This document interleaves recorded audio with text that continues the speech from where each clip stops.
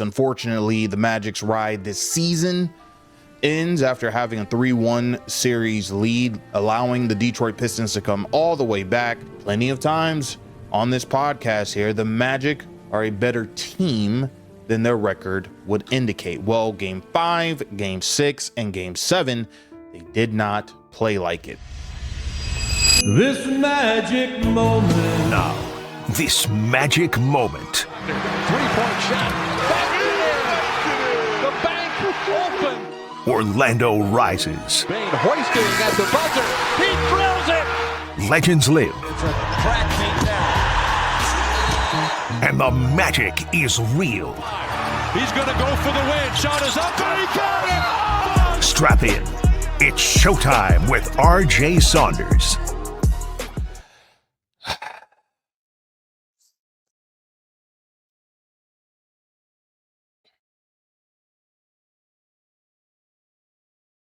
Did the clock strike 12? Or was there even a clock to really begin with? You know? Let's kind of break all this down here on this magic moment. RJ Saunders here with you as always. I'm glad that you guys are along for the ride with us. Unfortunately, the Magic's ride this season ends after having a 3-1 series lead, allowing the Detroit Pistons to come all the way back. Tied at 3 games apiece, you ultimately lose Game 7 by a final score of 116-94. We were, and I want to apologize for this, we were supposed to be coming to you guys following Game 5, but a lot of priorities came into the mix that allowed for us to not be able to do the podcast as we wanted, one of which, and big congratulations to intern Thomas. He is now college graduate Thomas. I've also had a couple of shifts that I've had to take here at the radio station, so the times just couldn't align to where we could meet after Game 5 nor Game 6. But after seeing Game 6 and going into Game 7, thought that the Magic would lose. They do. The season is over. We're now here to talk about it. Also, a big piece of news that we'll get into later on in the program when it comes to head coach Jamahl Mosley and his future with this Orlando Magic team. So let's kind of start with this, man. On a scale of 1 to 10, how surprised are you that this happened? And I would love to know in the comment section below, because some may say that they're at a 10, all-time surprised. Some would probably say they're at a 1, maybe 2, just due to the fact of what we've seen from this team this season. I mean, could we expect anything less from this team? I'm at about a 6 or 7. Here's the reason why. The fact that Orlando was up 3-1 in this series, the fact that Orlando, when we talked on our last show, and that was Game 4, and we confidently titled that video Series Over. The Magic have outpistoned the Pistons. They've looked a bully in the face and didn't blink. As a matter of fact, they punched them back in the face and knocked them completely out. And we then see what we see. We hear individuals before the collapse and before the meltdown say that the Orlando Magic are more frauds than the Detroit Pistons are in terms of the seedings and how this series is going, because as we have said plenty of times on this podcast here, the Magic are a better team than their record would indicate. Well, Game 5, Game 6, and Game 7, they did not play like it. Maybe, you know what, scratch that. In Game 6, they did play like a team that was better than their record would indicate until they had the meltdown in the second half. And the very things that Paulo Banchero and Jamahl Mosley said not to do, this Orlando Magic team did. After game one, Paolo Banchero says we cannot drink the Kool-Aid. Jamahl Mosley brings up that Kobe Bryant video when he says that the job isn't finished and that we should not be satisfied. We still have to win one more game. The Magic drank their own Kool-Aid for 3 straight games, and they could not finish the job. As Jamahl Mosley said, Kobe Bryant said that was the main focus for his Lakers team in 2009, defeating these very Orlando Magic organization, Orlando Magic Ball Club, right?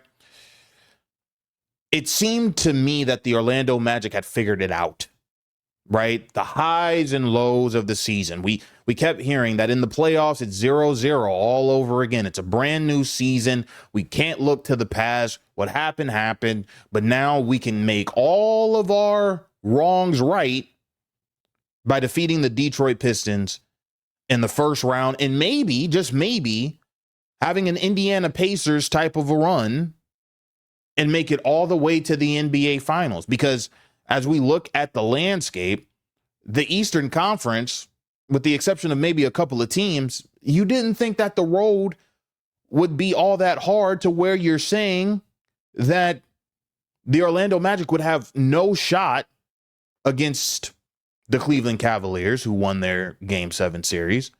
They could make it interesting against a New York Knicks team. And then everything's up in the air by the time you get to the NBA Finals. I mean, you also look at the Philadelphia 76ers. You did have your trouble with them, but if you gain momentum and you get hot as well, maybe you're able to defeat them in a 7-game series should they defeat the New York Knicks. But, now I'm trying to put ourselves in a position that we are no longer in. This season is completely over, and changes do have to be made. But let's look at that Game 6. You're up 24 points. And you would like to think that this Magic team would have closed that out. You would have had rest. You would have been looking that in the eye. You probably wouldn't have played a game until Tuesday. And then who would have known? Maybe you're able to see how well Franz Wagner is doing on that sore calf, right? You don't finish the job there. And when you ask Anthony Black, following the Game 7 loss, what's really going to sting the most, he talks about it. He says that Game 6 loss, and we have nobody to blame but ourselves. Yeah, frustrating, frustrating. A little shocked. Sucks. Sucks, feel like, we getting better each year, individually and just player by player. And it's frustrating just getting to the same spot for everybody, coaches, players, fans. So we just frustrated and yeah, we just lost. It sucked blowing a 3-1 lead. We were up by 20 in Game 6. So we just didn't close the series. Yeah, Franz being out obviously hurt us also. His offense, his defense on Cade is all things we missed.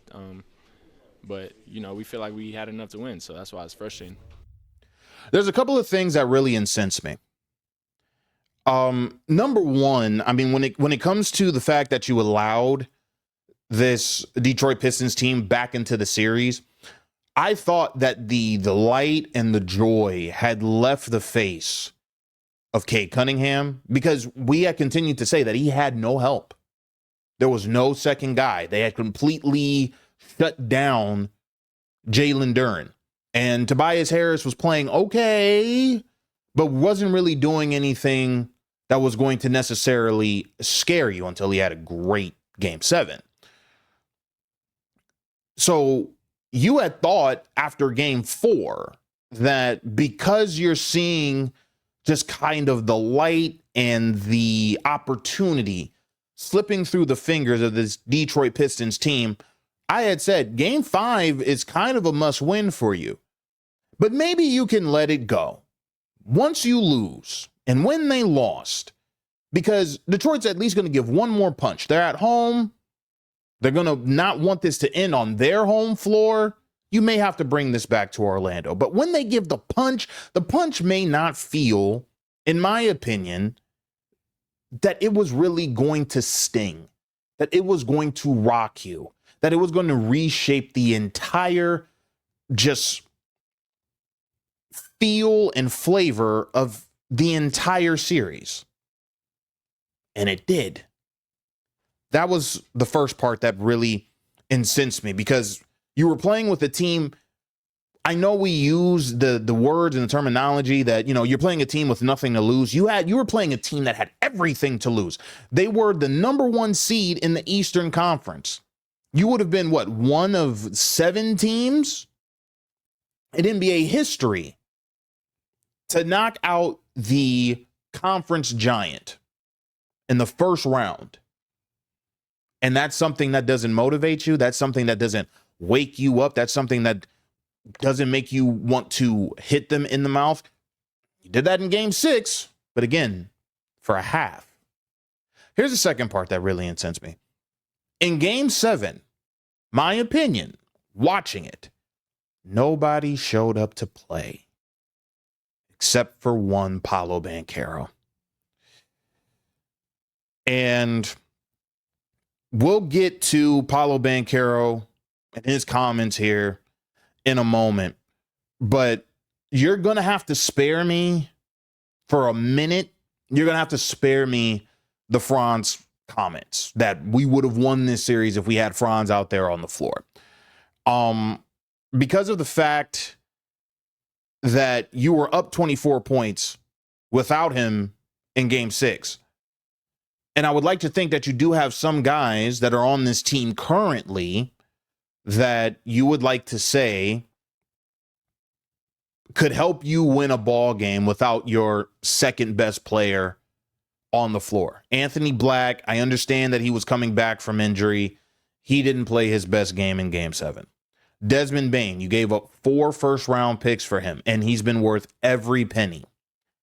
However, I don't think that he played his best game. He wasn't aggressive enough, in my opinion. 16 points. I understand that it's hard to get 2 points in the NBA. We continue to hear that from all NBA players, both modern and former. They continue to say, listen, hey, it's hard to average 2 points in the NBA, let alone score 16 or 20 or 30. But the cachet that this guy has, whether fair or unfair, you brought him in and gave up 4 first-round picks to acquire him. You have to be saying he has to have a better game 7. He is a de facto second guy on this roster when Franz Wagner is out, right? And Jalen Suggs, my God, Jalen Suggs. You have to put it all on the line, right?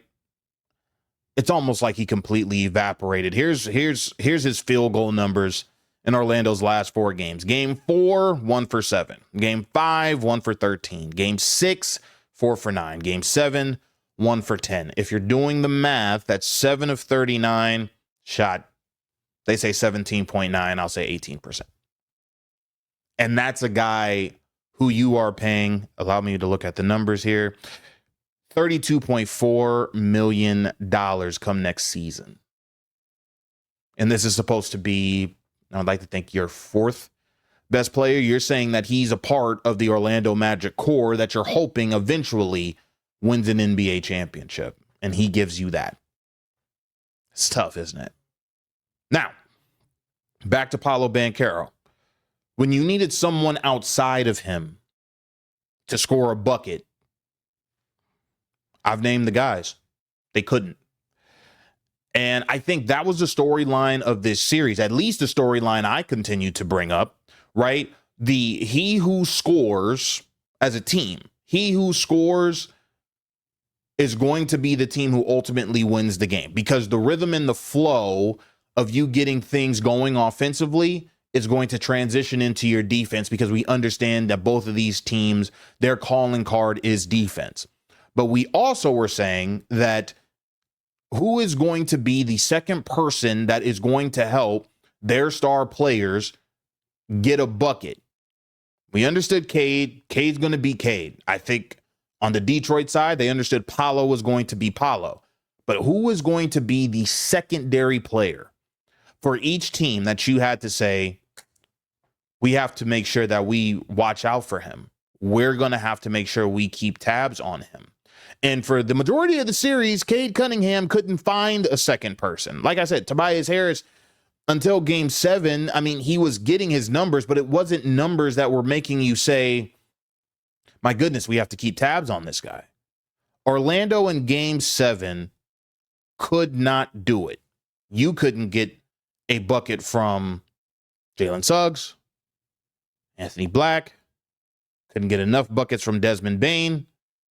And with Jalen Suggs and Desmond Bane, we made the argument that maybe they're amongst 2 of the top 5 players in this entire series. Or maybe you could argue that with Franz, Paolo, Jalen Suggs, and Desmond Bane, you have 4 of the top 6 players in this series, when you also want to include Cade Cunningham and Jalen Duren. And Jalen Duren was non-existent. So if we take Jalen Duren out of this, what are we saying? You had 4 of the top 5 players in this series. And then if you want to take Franz Wagner out and you just want to say, listen, okay, the top 4 players, you may have been saying that Orlando had 4 of the top 5. And you couldn't get one of these other guys outside of Paulo Banchero to play like it. And that's something that the crew on the NBA on ESPN, inside the NBA now, it's no longer the NBA on TNT, but they discussed this post game about just the others and how big it was that the others stepped up for Detroit and how detrimental it was that Orlando's others did not. Your takeaway from what you saw from Detroit today, again, at home, and just that second quarter run just was like, I know you're thinking about it, Orlando, but it ain't happening. It was a comfortability in making shots. I didn't think the defense was, in Game 6, was too extreme on either end. I just thought guys were not making shots after people made plays. So there are guys who make plays like Paolo and Cade, and when they make the play to make it for someone else, can you deliver on a shot that is a contested but pretty much open? Today, the Detroit Pistons with Jenkins and Tobias Harris was super at that. And then the one thing that Tobias Harris does, he creates a double team. I think for the first time in the series, he was so consistent in the post that they had to double team him as well. So all of a sudden you have Cade and you have Tobias Harris. That was just way too much for the Orlando Magic, who was only getting baskets from one player. Yeah, Tobias Harris, season high. Didn't have 30 at all in the regular season, but he had it today when they needed it most. Yeah, the reason why I've been so high on the others because, throughout my career, the others have saved me many times. And, other had a fantastic game today. I knew when he hit that double pump shot in the corner that he was going to be hot. He played excellent. He took a lot of pressure off Cade, and he just played well. And when the other is playing like that, and you're at home and the crowd's into the game, there's not much you can do. They gave it away right before halftime, but he continued to play so well. And once the fire started, it was nothing they can do with that. But Tobias. And this team that was the worst three-point shooting team in the playoffs goes 16 for 33 today. Yeah, I thought this was a foregone conclusion before the game. When you're up 3-1 and have a chance at home and don't close it out, the Pistons were playing with house money today. Give Tobias credit. He played great. Because my biggest problem with the Pistons all year, can they score enough? Cade's obviously fantastic. The one who surprised me and disappointed me was Jalen Duren. But Tobias played great pretty much every game. And he stepped it up another level today. But, man, once they got back to Game 7 at home, you knew there was no way the Magic were going to win that game today. I never thought they had a chance today because if you lose that game, not the fact that they lost it, Ernie, how they lost it. All losses are not the same. When you go 27 out of 28 misses. Yeah, and then and you have a 24-point lead. You have a 20-point and a closeout game. And listen, if it wasn't for Banchero, They would have beat them by 100. Okay, so now I want to kind of dive into something that on its face may sound a little bit crazy. Is it actually a good thing that the Orlando Magic blew this 3-1 series lead? They lose in Game 7 in Detroit, and they lose their first round series. Could this be a good thing? Could the collapse be looked at as a positive? Stick with me on this, because this isn't about spinning all of this into sunshine. I'm not doing that. I'm pissed. I'm frustrated. You're frustrated. A lot of you guys have been Orlando Magic fans longer than I have. You've been waving the flag and have been diehards and will defend this team to the very end. You've been invested in this team because you believed, or were of the belief system, that this team was making the investment to be in the NBA championship chase this year. Not next year, not in the next 2, but this year. And for whatever reason, by hook, by crook, by injuries, they were not able to finish the job. They weren't even able to get close to even getting towards the job, right? This team has, in my opinion, set themselves back at least a year. And to me, that's disheartening, right? You can understand how setbacks, especially painful ones, they can ultimately lead to success, and they can accelerate the growth of this team. But again, when you're talking about a team that you thought was accelerating in their growth over the last 2 years, and then you make the trade for Desmond Bane, you're saying that they've kind of accelerated to where they need to be in a certain place. And now we're still looking around and wondering what's going on with this group. So let me kind of start with this. Blowing a 3-1 lead is absolutely brutal. No ifs, ands, or buts about it. You're up in the series. You're in control in the series. You have the momentum in the series. And then suddenly everything slips, right? And by Game 7, in Game 7s, it's not just basketball anymore, right? It's pressure, it's expectations, it's nerves, and you have to be able to pass that test. And the Orlando Magic could not pass that test. The Orlando Magic, for their second series in 3 years, have gone to Game 7s. And they didn't look at Jamahl Mosley's board. They didn't look at the X's and O's and just crumble that up and throw that away. And just say, listen, we're going to play for each other, and we're going to kick Detroit's ass. Orlando didn't do that. They played timid, in my opinion. And I think that they themselves had lost their spirit following that collapse in Game 6. And they had the same look that I said Cade had following that Game 4. They couldn't get out of their own way. They haven't been able to get out of their own way the entire season, to be quite honest with you. And simply put, this is Paulo Banchero when he was asked about this team, whether or not they're good enough. His response probably shouldn't surprise anyone. Is this team good enough? Do you have what you need to be successful at that next level? I can't really answer that. I want to say yes, but we haven't been out of the first round. So if you're going off the last 3 years, the answer is no. But the nice answer would be yes. But honestly speaking, I can't say that we're good enough to be in the finals or Eastern Finals, because the last 3 years we've had the same result. So that's your answer. This is a young team. This is an expensive young team as well.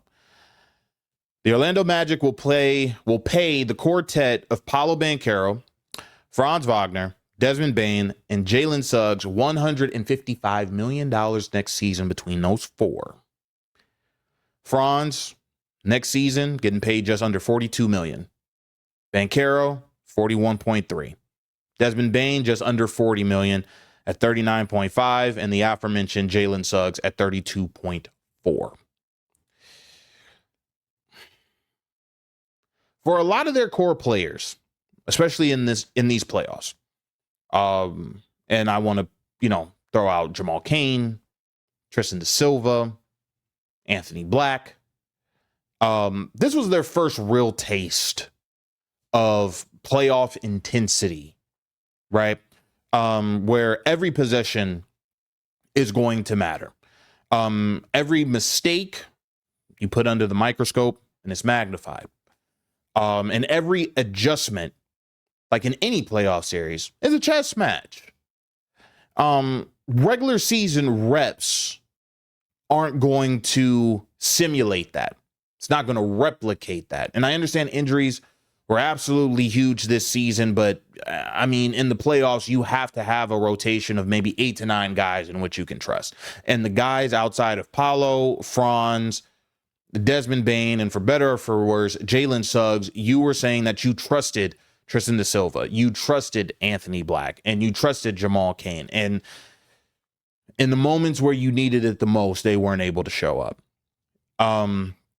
So because of this collapse, it is going to force a level of introspection that a first round win probably would not do.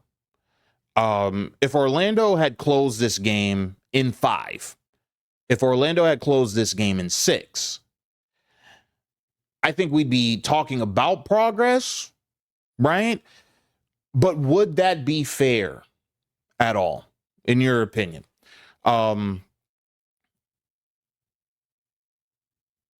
Because internally, I think they would have overlooked a lot of cracks. And going into the second round, I think that late game execution wouldn't have been where it should have been. We saw that a lot in this series against Detroit. The offense got very stagnant under pressure. Defensive rotations weren't at their best all the time. It wasn't consistent, and that's been a thing we've talked about with this team all year. Their consistency just has not been there. And I believe, or I'm of the belief system, that when you lose like this, those issues are no longer theoretical. These issues are now undeniable.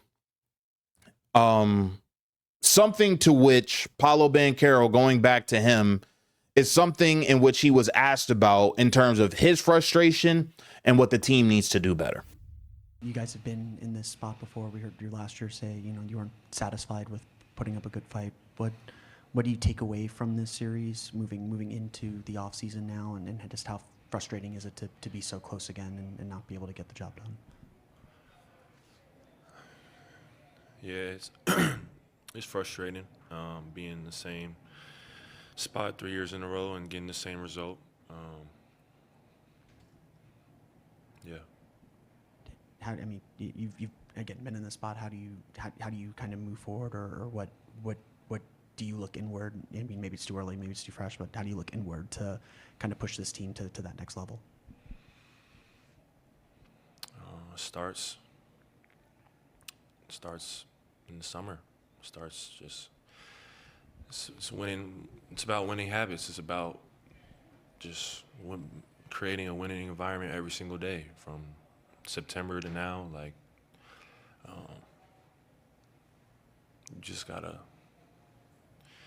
we gotta be better. We gotta be better, and it doesn't start in April when the playoffs start. It starts in September, October, when we get everybody in the building. When you build habits, you create an environment where losing isn't acceptable. losing in the first round is not acceptable. It's not good enough, and that should be the attitude. You know, it shouldn't be comfortable in the building. It should be everybody on their P's and Q's, feeling pressure to be great, because this result is not good enough. So I think that's just the mindset that needs to be there from top to bottom.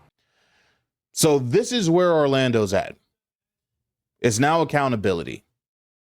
They now have to look themselves in the mirror and hold themselves accountable. And we're seeing it now with the fact that they're saying, Jamahl Mosley, your services are no longer needed. We'll get to that in a moment. There is no hiding anyone on this roster, anyone in this organization. There is no hiding following a Game 7 loss after you had a 3-1 series lead. Coaches, whichever this next coaching staff is going to be, they are possibly going to rewatch everything. Players, they're going to replay these moments in their head all summer. Front offices, they're going to have to evaluate the roster construction with more urgency and more clarity. And they're going to have to do that with now Jeff Weltman, who it's been announced that they gave him a contract extension. I don't know whether or not that was the right move or if that was the wrong move. You can let me know in the comment section below how you feel about that news when it dropped that Jeff Weltman's going to be the GM for the foreseeable future. But I think that it is evident after losing this 3-1 series lead and seeing the level of production or lack thereof that we saw in games 5, 6, and 7, Tracy McGrady alludes to it post-game that changes certainly need to be made. What they have on their roster right now, what you see on their bench, they got to go. I'm sorry. They ain't good enough. They got to go. They need to improve this roster if they want to be a team in the East that's going to compete. Because New York ain't going nowhere, right? Boston is not going nowhere, right? No, Detroit ain't going nowhere. It's not, right? So you have to improve this roster. I don't care, man. Improve the roster. Yeah. You're going to hope, because we're going to have to now put all of the faith and trust in one Jeff Weltman, that the influence of roster evolution is going to be done in a smart way. And who are you going to be having questions about? Should you have questions about Jalen Suggs and his future on the team? Should you have questions about Wendell Carter Jr. and his future on the team? The changes, on this roster, where are they going to be coming from? Again, you have an expensive one. You're going to have to, if you want to really improve this roster, maybe have to do this via trades. And Jeff Weltman, to me, has been a guy who does not want to let go of guys he's drafted, because I think that he wants to be looked at as the Eastern Conference's version of the Oklahoma City Thunder. We built through the draft. We brought in a guy from the outside that could help us get over the top, and we can win championships for years to come. Well, right now, it's not working. Success, and this is where I was going to if they would have won this in 5 or 6, success can sometimes trick teams into thinking that they're better than they are. And this team is better than what they are, but I think that they do need major tweaks to this roster. I'm saying it. I'm sure you've heard others say it. We just heard Tracy McGrady talk about it. A deep playoff run could have masked the fact that you need more. A pure point guard, a defensive-minded center. Maybe you need to bring in a veteran who has been there, who has done that, and can help lead this team to places in which they want to go. Which, again, I was a guy who thought that you letting go of Joe Ingles and Joe Ingles no longer being there was going to hurt the team more than they understood. I would have kept him, not because of the fact that he plays, but it seemed that the team would listen to him when he spoke. He was priceless for this group, right? I think that they also do need probably more reliable scoring, especially when it comes to the bench. You're really going to have to work on that depth. So this kind of loss, hopefully for Jeff Weltman, helps him understand that you can't have this illusion that the team in which you have is better than you going out and making the necessary moves in which you need to, because the Eastern Conference is going to get better. So you can say we're close, but not close enough. But are you going to do anything about it? Because if you are to say that we're close, but we're not close enough, that's healthy. That's something that I can applaud. What does Jeff Weltman elect to do? And we heard Shaq speak about it, right? The others. He always talks about it. In his championship runs, he always needed the others.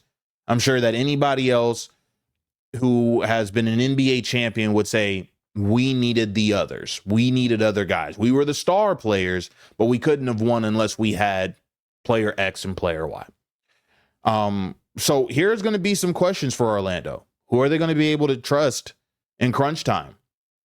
Who's going to be able to create outside of your core guys in which you're saying you're going to have going in the next season? Who can also help you create under pressure? Who disappears? Who steps up? You know, I think that these questions, they don't get fully answered when you win comfortably, right?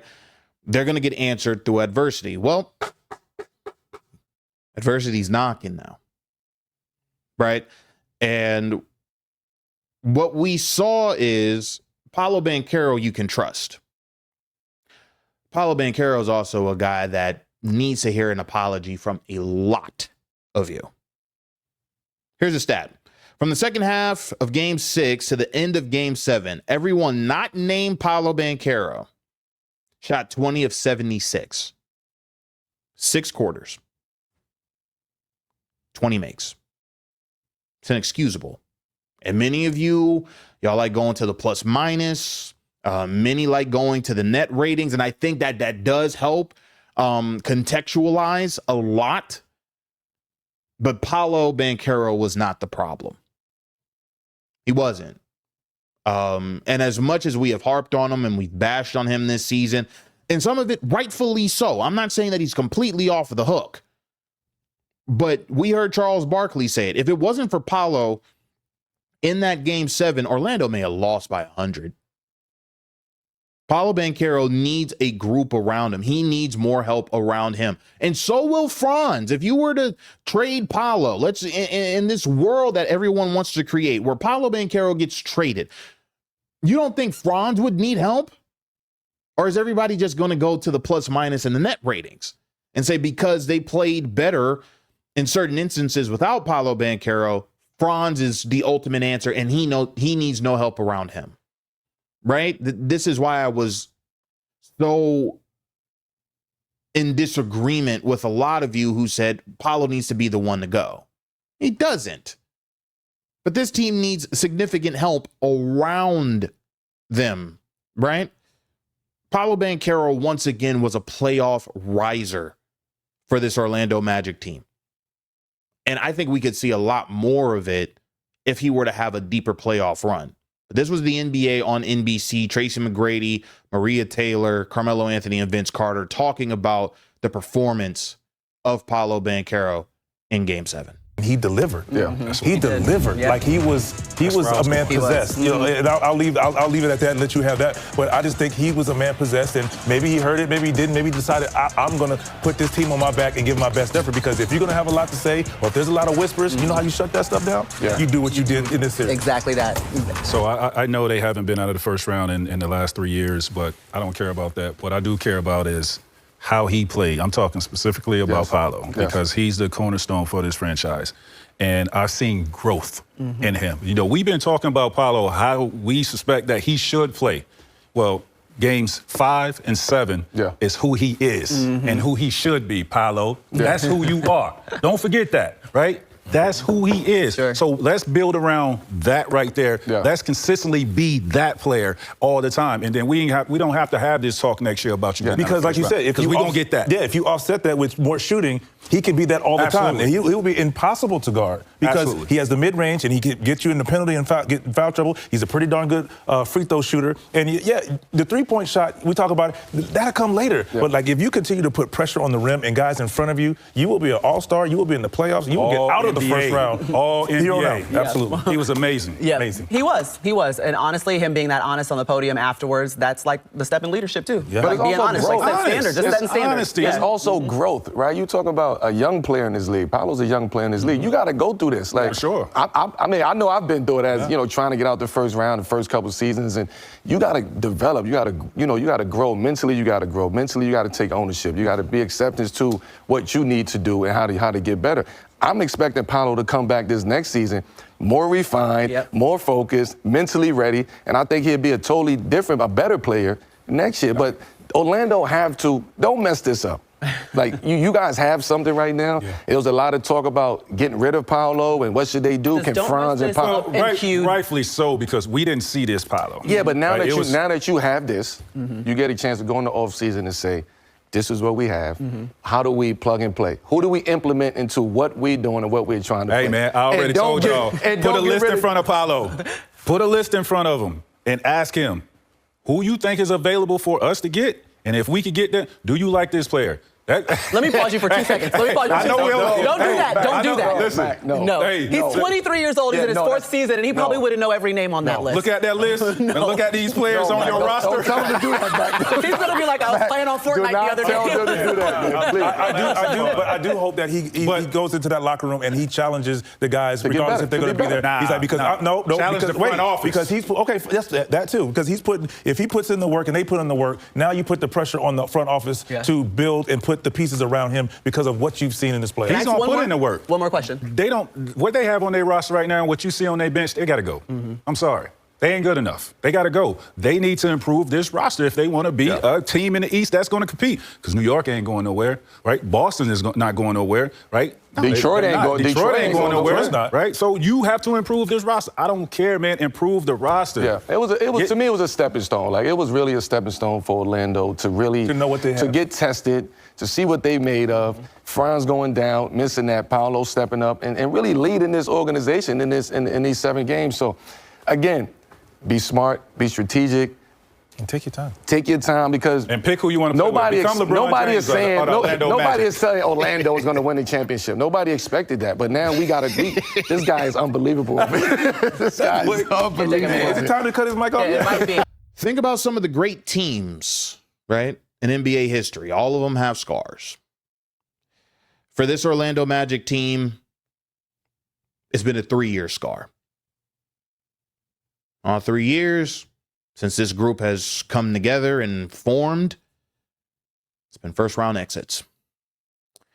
And the hope was, following the series versus Cleveland a couple of years ago, that painful playoff exit would ultimately become the foundation for future success. Learning how to handle expectations. Learning how to close, learning how to stay composed,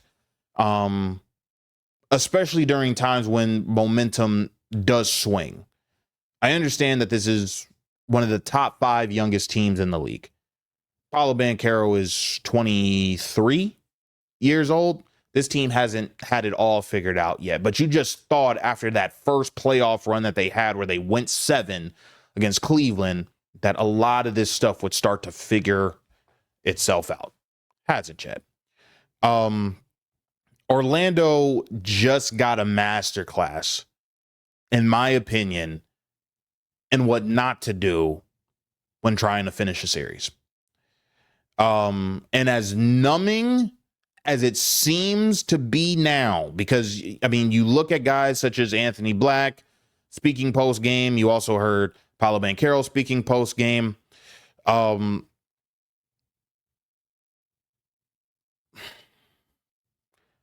The fact that it's becoming numbing, I think, in my opinion, is because not every collapse in which you have can lead to growth. How many more times are they able or are going to have to say that this step back is ultimately going to become the breadcrumbs to a major comeback, right? Sometimes things like this can linger. Sometimes things like this can shake confidence. And that's where leadership is going to have to come in from players and for coaches. So for players, of course, it's going to have to come from Paolo Banchero, who I think showed major strides in his leadership, especially during the back half of the year. But now, who's it going to be from when you talk about head coaching? Is it going to be Tom Thibodeau? Billy Donovan? I'm starting to talk myself into Rajon Rondo. Todd Golden from the University of Florida. Who's that coming from? Because the message has to be now, in my opinion, that this is part of the process, and this doesn't define who we are. And with the Orlando Magic now having dismissed Jamahl Mosley, after this is now his third straight season losing in the first round, here was Jay Williams as well as Lou Williams speaking on just the dismissal of one head coach, Jamahl Mosley. All right, Lou. Well, Chandler, we've been talking about it for so long this season. My opinion is, and where I'm coming from is all secondhand information. My opinion on it is, I think this decision was made way before this series. No matter the outcome of the series, it looked like the Orlando Magic were going to move in a different direction. You know, you hear the conversations about him and Paolo not seeing eye to eye and things of that nature. And when you have such a young star player like that, it puts management in a position they got to choose, especially if there's some tension. And again, I'm only speaking from secondhand information. I don't know anything besides what's been reported and what's been put out there. But knowing the business and knowing how this thing operates, if the coach is at odds with the guy that they want to invest in long term, they're probably going to shade the way of the star player. You see that a lot of times in the NBA. In the NBA, the players run the league. It is a players' league. In college, the coaches run the league. They are the stars of the show. In the league, the stars are the stars. And it looked like this decision was made pre-7 games or what have you. You know, I know Chandler and we have a difference in opinion on when this decision was going to be made. But for them to make it this quickly, you know, damn near without even exit meetings being had, it feels to me, knowing how this game goes and how the business works, that this decision was made a long, long time ago. Breaking news moments ago from Shams Charania. The Magic have since now made it official that they have dismissed head coach Jamahl Mosley. Mosley's tenure in Orlando finishes after 5 seasons, including 3 consecutive playoff runs from 2023 to 2026. Orlando had a first-round elimination for the 3rd straight time this past Sunday. Now, we had talked a little bit about this before the playoffs, but then the Magic went on a little bit of a run, and I think everyone was surprised by that. Any thoughts on the fact that the Magic have now dismissed Mosley after taking Detroit, the 1 seed, to a Game 7? To me, I think everything starts with Paulo Banchero as your lead guy. That relationship is critical. But also, I mean, look, this is the Orlando team. We've been talking for a while. We've been waiting for them to arrive, right? And I think there's still some pieces that they need. I think Billy Donovan's name, you'll start hearing his name a ton around this position. And whether that's right or wrong, that's up to the Orlando Magic to ultimately determine. But I did think this team kind of stalled out on where they were talent. I'm not sure Jalen Suggs makes the shots at the highest clip that you need him to make. I do wonder about who is that consistent number 2 that they need to bring to the table. B.I. was supposed to be that. Not sure he is that. And I think there are a lot of questions around it. But I think we all had higher expectations. I know as a basketball fan, with the talent they had, I expected more from Orlando. And it felt like they never really got over that hump. I'm going to be completely honest with you. I'm saddened by the fact that Coach Mose is gone. I think he was a great guy. I think he's a hell of a coach. But the problem did become that I do believe that he just wasn't able to get this team past the ceiling. For whatever reasons that may be. Franz wasn't playing. I dealt with a lot of injuries over the course of the last 2 seasons. Whatever that is. But I think that head coach Jamahl Mosley, what he did, in my opinion, was set a foundation. What he did was he created this defensive identity within the team, right? But the critics, and a lot of this we did see during a lot of these games this season, where you could criticize the late game execution. You could criticize the offense, although a lot of people would say that this was, by the numbers, a better offense than they've had the last couple of years. And then you also have this development versus results tension that was lying there within the team. So Mosley's brought in during a rebuild, and, you know, he had been praised for helping develop young talent and making them and shaping them into what they have become and are still becoming, right? But at some point, the development has to stop, and you have to be able to see results. And that's something in which you just weren't seeing. And that's why I think a lot of people were of the track and of the mind that you're going to have to fire one head coach, Jamahl Mosley. And when a team struggles in the postseason, especially with adjustments, rotations, in-game strategies, oftentimes that falls on the coach. And in this instance, it has. But I do want you to listen to one Chandler Parsons, because I don't know as to whether or not he's saying that the Magic made the right decision by letting go of head coach Jamahl Mosley. But he just really does have a much different perspective on it. Jamahl Mosley is out in the Orlando Magic organization as coach. I mean, Game 7 just ended. The jerseys aren't even washed yet, Chandler. Like, I feel like we could have taken a breath here, but it seems like they were sitting on this one ready to go. Yeah, I mean, to be honest with you, the rumors were swirling for the better half of this season, and I think it's ignorant. I think it's short-sighted. I think obviously they didn't meet expectations in the regular season, and they kind of fell to an 8 seed, and when we thought they were going to be close as high as a 1 to a 4 seed heading into the season, kind of what they gave us last year, returning everybody, signing Desmond Bane was exactly what they needed. So I think going into the season, part of the issue here was the expectation was high. Now on the flip side, they dealt with a bunch of injuries again. Paolo had his struggles, his inconsistencies. Their second best player, arguably their first best player, Wagner, was out for most of this series. Jalen Suggs, who the GM gave $150 million, not Jamahl Mosley, was absolutely brutal this series. And you fired Jamahl Mosley, who is, and it hurts me because I personally know the guy. He's an unbelievable dude. He's a great coach. He's a great defensive mind, which I think you need nowadays in an offensive-minded NBA league. And it's just, it bothers me. They were 45-37. And again, I think they just took the 1 seed to 7 games. And if they happen to win that game, then they realize their potential and they give them another chance, or at least go into next season with the understanding of this is how we play and this is how we compete, taking the Detroit Pistons, who were the best team all season in the Eastern Conference, to 7 games. I think Game 6 really hurt him at home, getting blown out like that. I think that was kind of the icing on the cake of where this decision was ultimately made. But it's just a tough break. And now what? Now are you going to go and hire a fresh face and a guy that's never been a head coach before? Or are you going to just do the NBA refunnel thing where you hire Billy Donovan, who just failed for the last whatever years in Chicago? So let's give him another chance in Orlando. Like, it doesn't make sense to me. I hate it. I think he'll get another head coach job because he's that type of dude in person.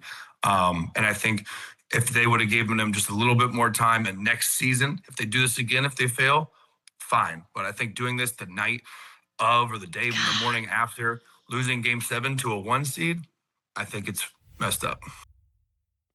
Before we do get off of, head coach Jamahl Mosley and his firing, and we'll definitely touch more on it as the summer continues and ultimately we see who they hire as their head coach. This was Jamahl Mosley at the podium during the Game 7 loss, just talking about what he felt happened during Game 7 and throughout the series.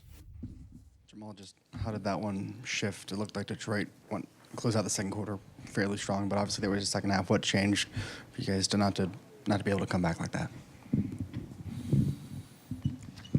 First of all, I want to talk about our guys' effort and their energy in the game, whether shots were falling or not. These guys laid it all on the line in this game, and that's that's all you've asked them to do. Again, and that's part of being able to coach this group, that they found a way to fight no matter what the circumstances. And that's the one thing that I want to say I'm appreciative of most of all for these guys. That second quarter, couple empty possessions, couple misses at the rim, long three. They get out in transition. You know, I think the biggest sign for me was when I think we missed one at the rim. Cade comes down, hits a knockdown three, and then that's the momentum swing. You know, coming out into the third, I thought we did a decent job defensively. We just couldn't find the basket, couldn't put it in the hole. And I think that was a big portion of it right there, too. Coach, what was your message to your team there post-game? Gratitude. Gratitude. You got to understand, like, everything that's happened with these guys this year, they've always found a way. Never made excuses. Never pointed, blamed. They found a way to come together in moments when we needed to get things done. And win or lose, it's not about that always. It's just about how they keep finding ways to battle within games. And it's not always pretty, but for me, it was just the gratitude of being able to coach these guys, you know, for 82 plus. And be able to do the right thing by them to make sure that they're putting themselves in their best position to be successful overall. So this loss can be valuable if it is used correctly. But as said before, what are you going to put around Paolo, around Franz, and around Desmond Bane? And if you want to throw in Anthony Black there, I think as of right now, those four, to me, are the only ones who are safe. I think you can make an argument for anybody else on this roster as to whether or not they should stay or if they should go. Right? What this Magic team has done, in my opinion, with this roster, they have built a roster that would thrive around its stars. But if their stars aren't out there, there's no way that they can thrive. They're lost out there because there hasn't been that boost, to use the Jacksonville Jaguars phrase, raising the floor. They haven't raised the floor with the others on this roster to where, you know, I trust you to be a guy that can be that spark plug for us coming off of the bench, right? Or you can step into the space if Franz is out, or if Paolo is out, or if Desmond Bane is out. I don't know if they have that guy yet. They do not have that natural point guard. It's going to be interesting to see what they do to answer that, if they answer that at all.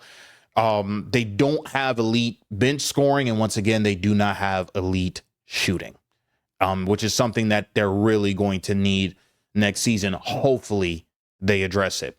In my opinion, they don't have the modern NBA center. Now, I'm not saying that you need one that can knock down the outside shot, but can they do what God blessed them to do? Rebound, block shots, rim run, and if we throw it to the moon, you can catch it and throw it down. There are a lot of decisions that need to be made this summer. Because if the takeaway becomes doubt instead of motivation, then this loss is going to be all types of damning and damaging. But if this does become fuel, I do believe that you're going to see this team take the next step, which they should have taken this year. And kind of let's talk about it here shortly. The hunger. Because nothing's going to motivate like unfinished business. And that's something that Paulo Banchero did touch on during his post-game press conference. Paolo, I know it's just minutes after this. What else does the team need to do to get over the hump and get better in addition to that? Just continue to work Just develop in all aspects, and just don't settle for being good enough or just, being okay. It should be everybody trying to be great, everybody trying to be the best. And I think that's just got to be the attitude. Everybody just pushing each other to be the best. Next season, for the guys in the building, every practice, every film session, every close game, they're going to remember this series. They'll remember what it felt like to slip. That kind of memory, in my opinion, can either weigh you down or it can push you forward. The best teams, more times than not, use that as fuel. If Orlando can channel this the right way, this could be one of those moments where we look back and say, that's where they turned the corner. Not because they won, but because they learned exactly what it takes to win. And that's just very interesting to me that we're still looking at this team and saying that they still have to learn how to win. But I do believe if they begin to win, beginning next season, we'll look back at this and saying, that's where they turned the corner. Because it's a collapse. It does absolutely sting. As it should. You're now the 15th team in NBA history to surrender a 3-1 series lead in the postseason. But zoom out of it with me just for a second. Because I think that there can be a real argument that this loss, losing this series, although painful, although public, although embarrassing, right? This can kind of accelerate a young team's development more than winning in the first round possibly ever could have. So the question is now, in my opinion, with the firing of Jamahl Mosley, hopefully with the evolution of this roster and the tinkering with this roster, it's not going to be the fact that they lost. The question is now, what do you do with this?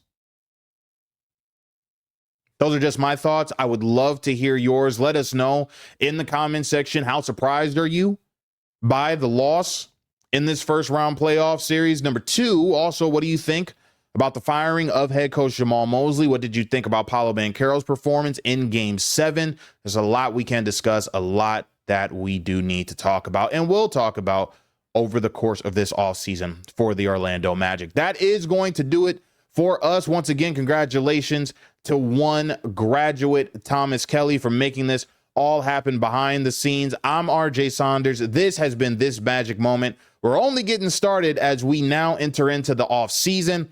Go Magic, and we'll talk to you down the road.